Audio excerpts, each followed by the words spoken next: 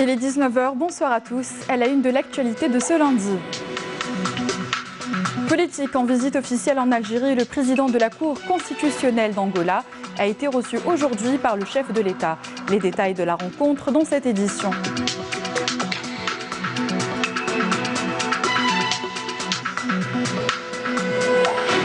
C'est le 12 décembre prochain que l'Algérie connaîtra son grand moment démocratique. Dans son adresse à la nation hier soir, le chef de l'État convoquait le corps électoral pour cette date. Nous y reviendrons ce soir.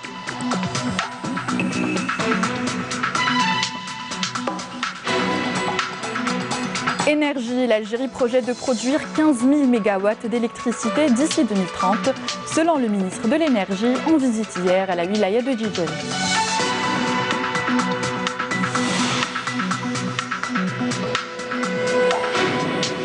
Également dans ce journal, mise en service de 6 écoles primaires pilotes fonctionnant à l'énergie solaire dans différentes communes de la wilaya de Blida.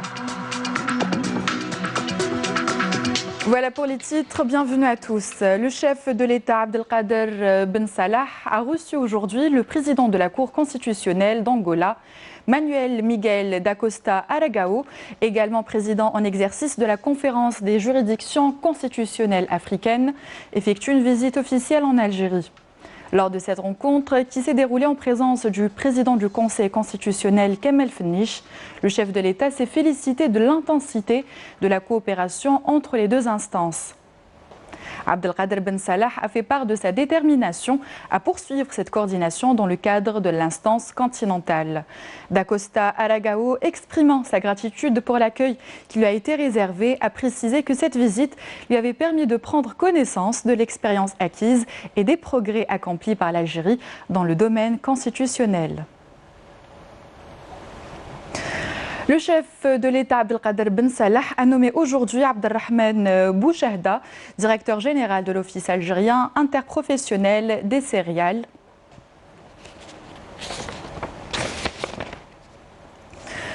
Tant attendu, les élections présidentielles se tiendront le 12 décembre prochain. En effet, dans un discours adressé à la nation, le chef de l'État, Abdelkader Ben Salah, a convoqué hier le corps électoral pour la tenue du scrutin.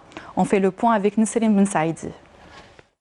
Jeudi 12 décembre 2019, date des élections présidentielles annoncée par le chef de l'État Abdelkader Ben Salah en vertu de ses prérogatives constitutionnelles.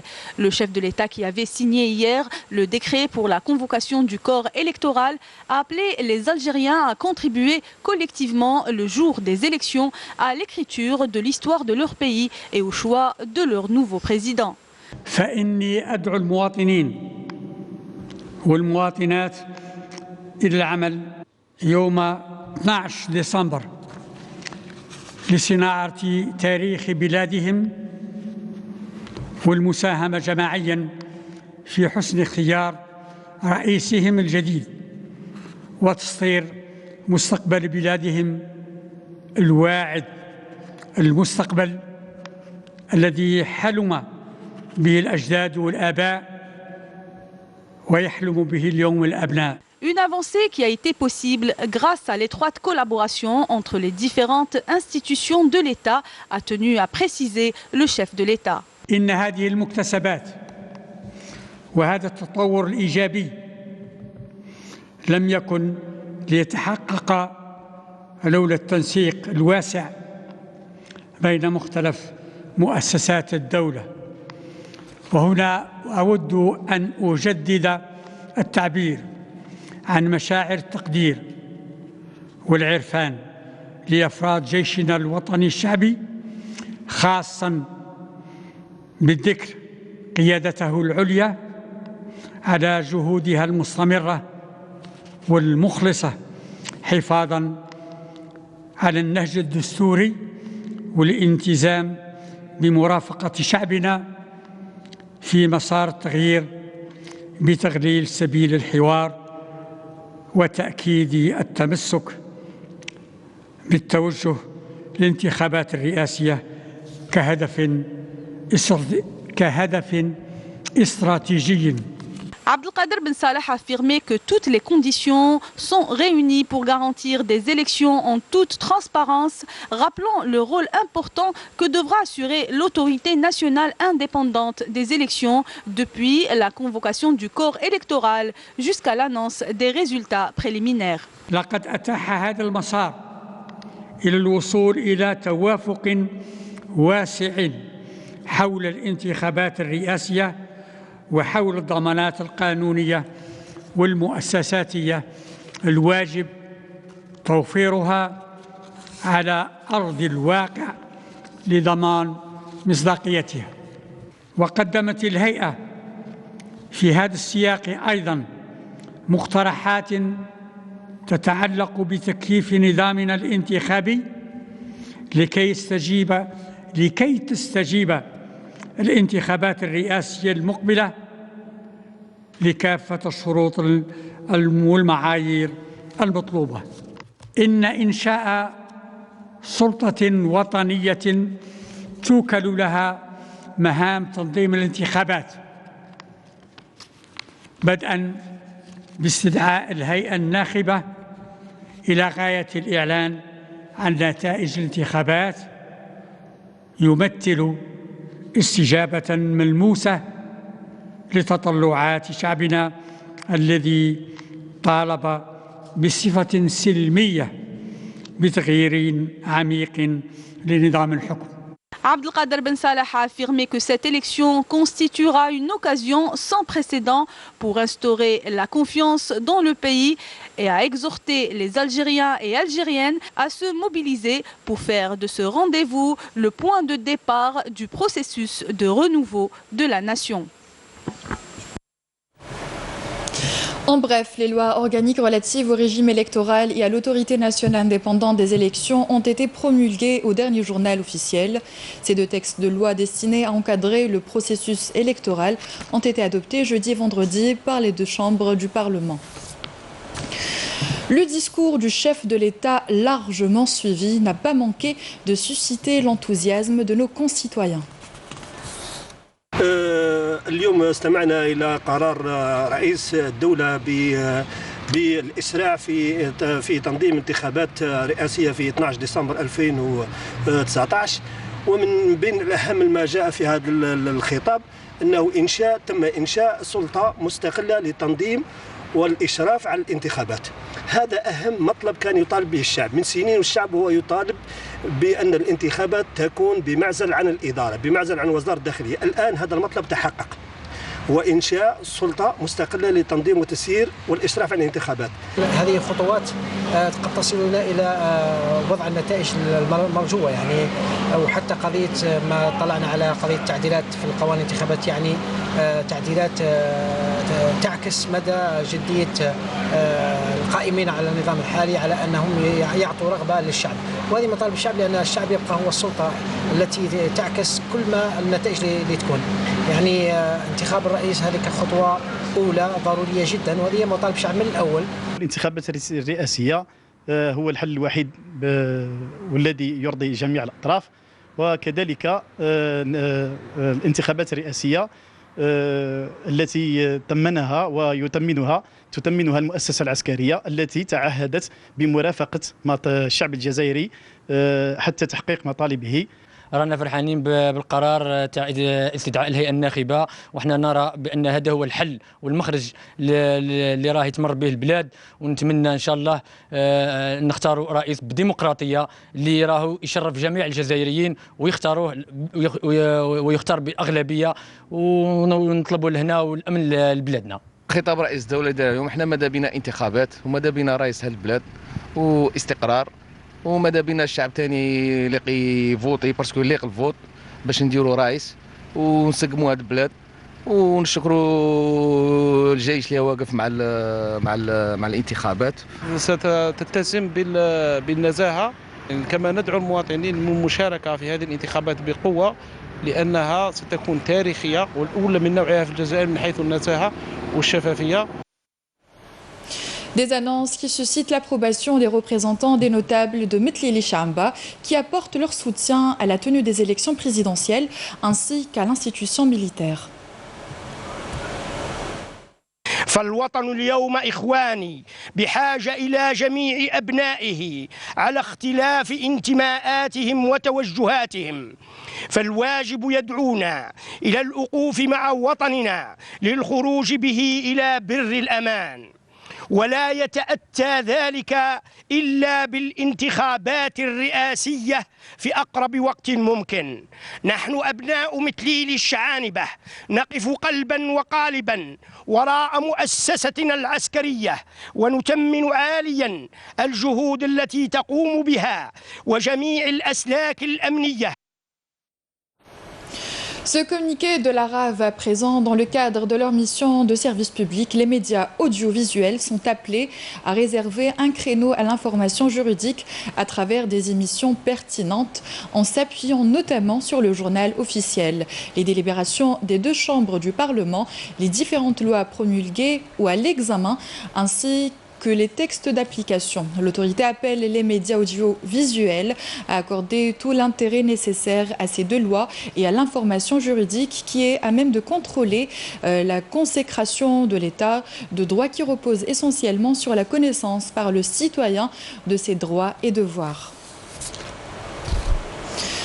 La commission des affaires juridiques et administratives de l'Assemblée populaire nationale, présidée par Ammar Djilani, a adopté aujourd'hui à l'unanimité le rapport concernant les demandes de levée de l'immunité parlementaire de 3 députés.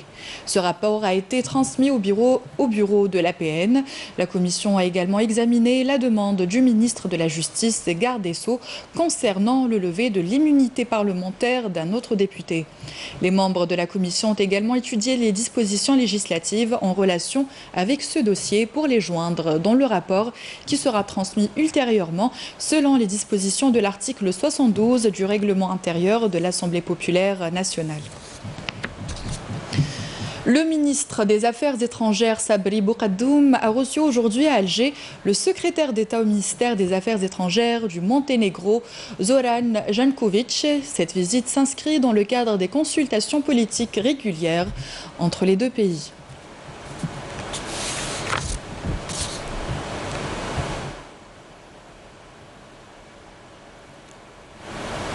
Sabri Boukaddoum avait reçu hier à Alger le ministre d'État britannique pour le commerce extérieur, Conor Burns, qui effectue une visite de travail en Algérie. Au cours de l'audience, le ministre des Affaires étrangères s'est félicité de la qualité des relations algéro-britanniques, appelant à leur renforcement et au bénéfice des deux pays.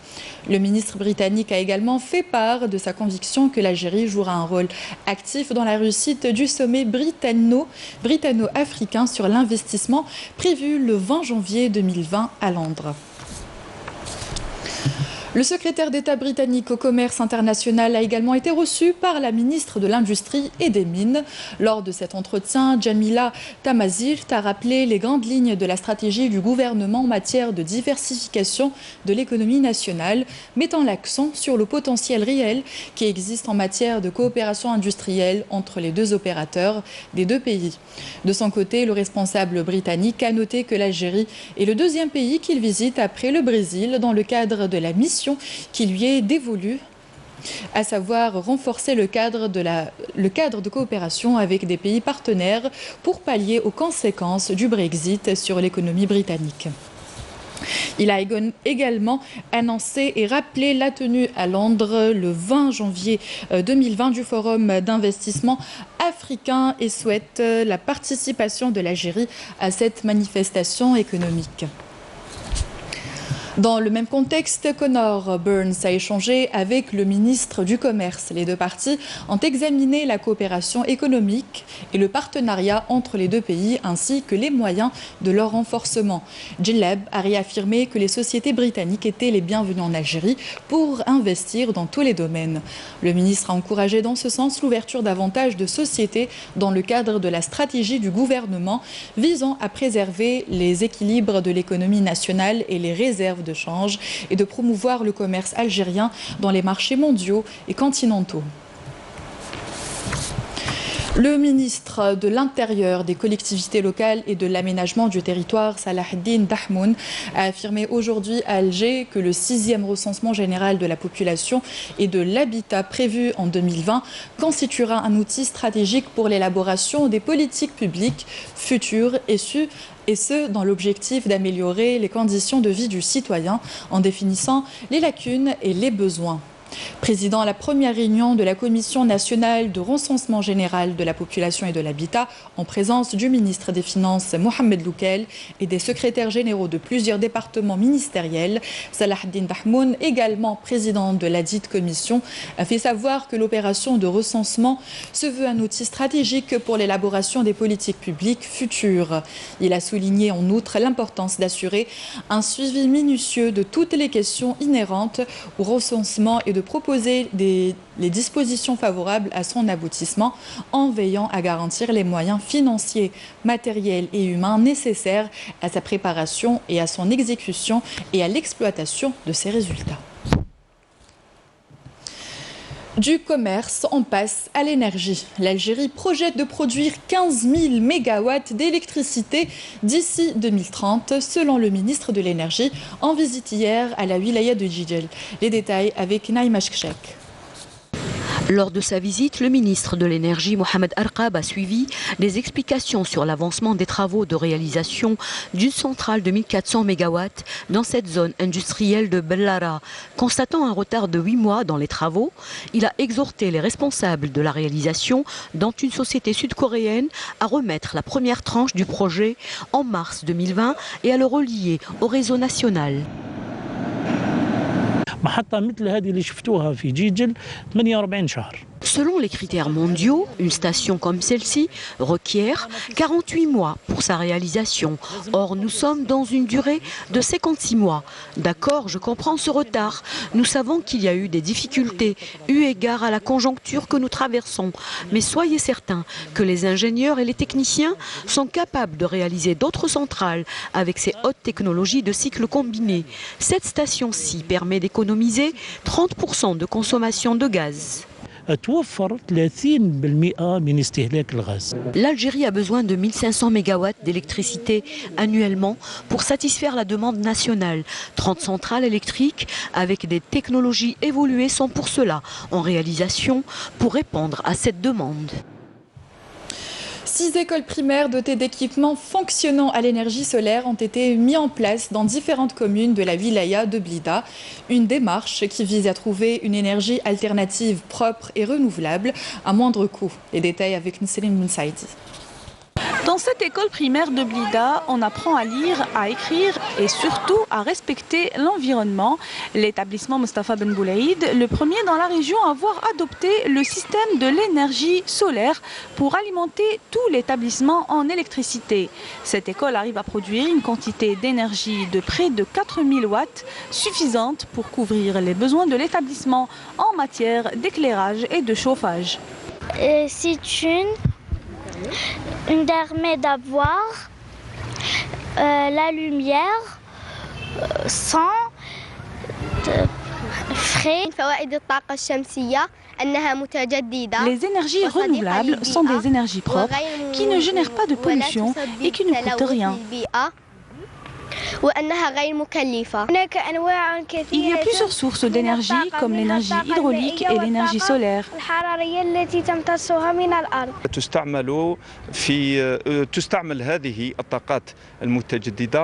Nous arrivons à alimenter l'établissement grâce aux panneaux photovoltaïques.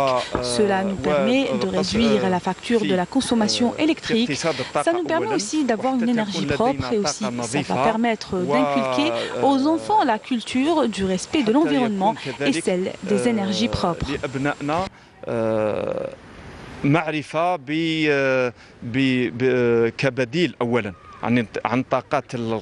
Chargée du projet, l'entreprise Metija Inara a mis en service jusqu'à présent 6 écoles primaires au niveau de la wilaya de Blida, fonctionnant à 100% grâce à l'énergie solaire, en leur assurant tous les équipements nécessaires, à savoir panneaux hybrides et générateurs. Le wali de la wilaya, donc il a procéder à élargir cette opération, commençant par les établissements de zones rurales, donc à savoir Souhan, Adjbabra, في مفتاح, حمام الوالد في بوغارة, عين الرمانة بن شقرة, donc les localités un petit peu, c'est-à-dire rurales. Donc on a pris en charge toutes ces zones. Donc, plus les nouvelles écoles. Cette opération sera généralisée prochainement à travers tous les établissements publics de Blida et aussi pour l'éclairage public. Une démarche qui vise à économiser l'électricité en trouvant une énergie alternative propre et renouvelable. Le monde du cinéma algérien en deuil. Le ministre de la Communication, porte-parole du gouvernement, ministre de la Culture par intérim, Hassan Rabhi, a présenté ses condoléances à la famille et aux proches du défunt Youssef Meziani ainsi qu'à la famille artistique. Youssef Meziani est décédé hier à l'âge de 87 ans des suites d'une longue maladie. Le défunt est connu pour ses rôles dans l'épopée de Cheikh Bouarmama, de Ben Ammar Barti, dans La montagne de Baya de Azdin Meddour, ainsi que dans plusieurs films, feuilletons et pièces théâtrales. Inna lillahi wa inna ilayhi raji'un. Dans le cadre de la lutte contre la contrebande et la criminalité organisée, un détachement de l'armée nationale populaire en coordination avec des éléments de la gendarmerie nationale intercepté hier à Tiaret, 2e région militaire, 2 narcotrafiquants en leur possession 273 grammes de cocaïne, tandis que des gardes frontières et des éléments de la gendarmerie nationale ont arrêté à Tlemcen 2 autres narcotrafiquants et saisi 50 kg de kiff traité. Par ailleurs, 487 articles parapharmaceutiques destinés à la contrebande ont été saisis à Eloued, 4e région militaire, par un détachement de l'ANP, alors que des gardes frontières ont saisi à Bourj Badji Mourtal, 6e région militaire, 9 groupes électrogènes et 9 marteaux-piqueurs. Un mot de la CASNOS. Pour permettre à ses adhérents de s'acquitter de leurs cotisations, la Caisse nationale de sécurité sociale des non-salariés a prolongé les délais de paiement au 30 septembre prochain. Les affiliés qui apprécient l'initiative louent les efforts de la Caisse qui compte 1 900 000 adhérents et qui espère drainer davantage à travers l'intégration des travailleurs de l'informel. Les non-salariés sont de plus en plus nombreux à s'assurer. En l'espace de 5 ans, leur nombre a doublé. La CASNOS compte désormais 1 900 000 adhérents, avec un montant de cotisation d'environ 70 milliards de dinars. Premièrement, les prestations. Sur le côté, parce qu'il y a beaucoup de maladies chroniques. Donc, diabétique, hypertendu, doit aller. Donc, j'encourage les gens à affilier le régime CASNOS. L'affiliation à la Caisse nationale de sécurité sociale des non-salariés donne aux affiliés le droit à une couverture sociale des risques de maladie et d'invalidité. Elle leur donne également le droit à une pension de retraite. Pour permettre aux adhérents de s'acquitter de leurs cotisations, la CASNOS a prorogé les délais de paiement jusqu'au 30 du mois en cours. Et les gens qui viennent avant le 30, donc ceux-là, forcément avant le 30 septembre, forcément n'auront pas de pénalité, vu que le délai a été prorogé. Maintenant, les gens qui viennent après le 30, ils auront des pénalités forcément. Et à ce moment-là, ils peuvent saisir la commission de recours qui peut statuer pour diminuer jusqu'à 50% donc des pénalités et en cas de vraiment de force majeure jusqu'à 100%. Éventuellement, s'ils ont des difficultés, on peut échelonner le paiement jusqu'à la fin de l'année et là, ils éviteront toutes les pénalités et les poursuites. prolongation à la fin du mois, exonéré à 100%, c'est une occasion jamais. Basée sur un système déclaratif, la CASNOS fait souvent face à des sous-déclarations qui nuisent en premier lieu aux cotisants. Plus vous payez vers la hausse, donc les cotisations et plus la retraite sera meilleure, jusqu'à atteindre jusqu'à 20 millions de centimes par mois. Donc c'est vous dire que nos adhérents ont en tout cas intérêt à mieux cotiser pour avoir une meilleure retraite. Par ailleurs, la CASNOS tente d'apporter sa pierre à l'édifice en matière de lutte contre le marché informel, en accompagnant par exemple, dans le cadre d'une opération pilote, 18 000 personnes non diplômées à intégrer le marché formel. L'opération est menée en collaboration avec la Chambre de l'artisanat et des métiers d'Alger. Nous accompagnons, nous envoyons donc cette personne vers la chambre d'artisanat. La chambre d'artisanat va lui faire un test. À la suite de ce test, ils vont lui donner une attestation de compétence.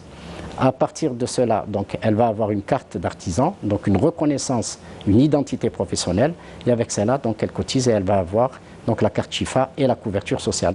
La CASNOS compte étendre l'opération pilote à tout le territoire national. Un sujet signé Bouchra Bouali. Hiba, une jeune passionnée d'histoire et de patrimoine, la Casbah d'Alger est son credo à tel point qu'elle a fini par troquer sa casquette d'architecte contre celle de guide touristique. On la découvre dans ce reportage de Samia Bouarour. Le métier de guide touristique suscite un vif intérêt auprès des jeunes, le cas de Hiba, une passionnée du patrimoine algérien. Je suis architecte. J'ai fait patrimoine et durant mes études, j'ai eu la Casbah comme un site d'intervention. Et là, Kotindi, je faisais des visites avec mes copines, mes collègues et tout. J'ai fait aussi des visites guidées, ce qui était différent. Après, j'ai commencé à faire des visites pour la famille, des amis et tout. Et voilà, on m'a proposé de faire ça et de faire un guide touristique et de montrer ce que je sais sur la Casbah pour les autres et de partager ma passion. Et voilà, ça a commencé de là. Hiba assure des visites guidées au cœur de la capitale, à la Casbah, une ville qui l'a tant inspirée depuis des années. Et après un long travail de recherche, elle est là pour partager son expérience. Je parle de moi-même et pour le reste des guides, j'imagine, qui sont aussi passionnés que moi par le patrimoine, la préservation du patrimoine et pour partager ce qu'on sait avec les autres. Même les touristes étrangers et les immigrés, c'est tout le monde qui s'intéresse et ça peut vraiment booster notre tourisme. Encourager aujourd'hui ce métier, c'est l'organiser pour ouvrir des perspectives à l'avenir, surtout que le potentiel est là. Maintenant, ce sont des jeunes qui ont pris le relais, ils se sont documentés eux-mêmes. J'ai écrit un petit peu j'ai fait des reportages sur eux en disant qu'ils font du bon boulot. En attendant, il faudra quand même. Il y a actuellement à peu près une dizaine de guides qui connaissent assez bien la Casbah parce que d'abord, ils sont des enfants de la Casbah. Donc ils connaissent un petit peu le fonctionnement, les traditions de la Casbah. Il faudra que l'État les aide un petit peu. Surtout en leur permettant, en les aidant, c'est-à-dire en les formant, en leur donnant de la documentation un petit peu sur la Casbah. Et la ville d'Alger aussi. Des informations historiques précises, des orientations méthodiques et pratiques, c'est ce que recherchent les visiteurs, notamment les touristes, le cas de ce couple venu de Marseille. Parce qu'on sait que si on venait voir tout seul, on passerait à côté de beaucoup de choses ou des choses qu'on ne comprend pas, qu'on regarde mais on ne comprend pas. Alors que là, ils nous expliquent beaucoup de choses, tous les dates, les constructions, l'histoire, la culture, l'architecture, les doubles portes pour l'été, l'hiver, beaucoup de choses qu'on ne sait pas et c'est très très très enrichissant pour nous. Ce métier connaît un engouement particulier ces dernières années, ce qui contribuera certainement à la promotion de nombreuses destinations touristiques et culturelles en Algérie.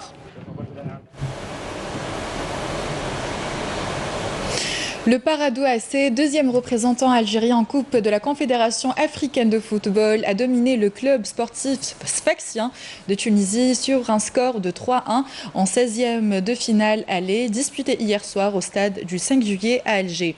Et en Ligue des champions africaine, l'USM Alger a dominé le club kenyan Gor Mahia 4-1 en 6e de finale aller, disputée hier soir au stade Mustafa Tchaker de Blida.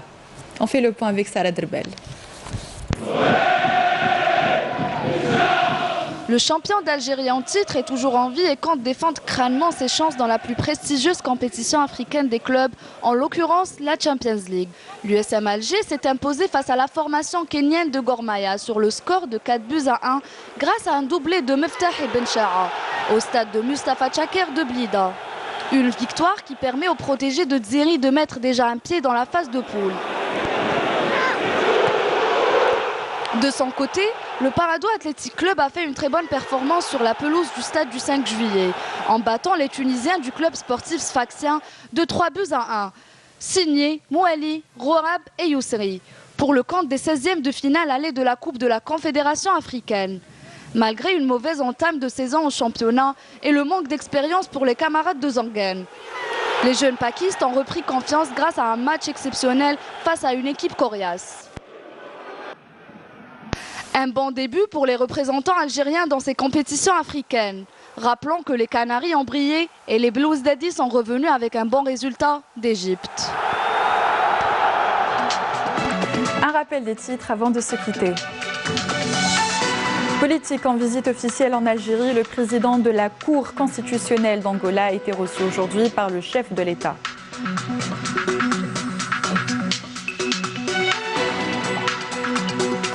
C'est le 12 décembre prochain que l'Algérie connaîtra son grand moment démocratique. Dans son discours à la nation hier soir, le chef de l'État a convoqué le corps électoral pour cette date.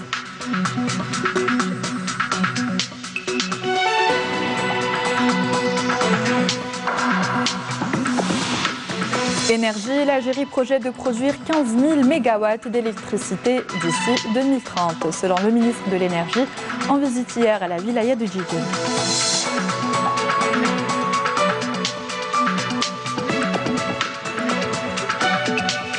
Également dans ce journal, mise en service de 6 écoles primaires pilotes fonctionnant à l'énergie solaire dans différentes communes de la wilaya de Blida. Fin de cette édition, merci à vous d'y avoir prêté attention. Excellente soirée sur Canal Algérie et à demain.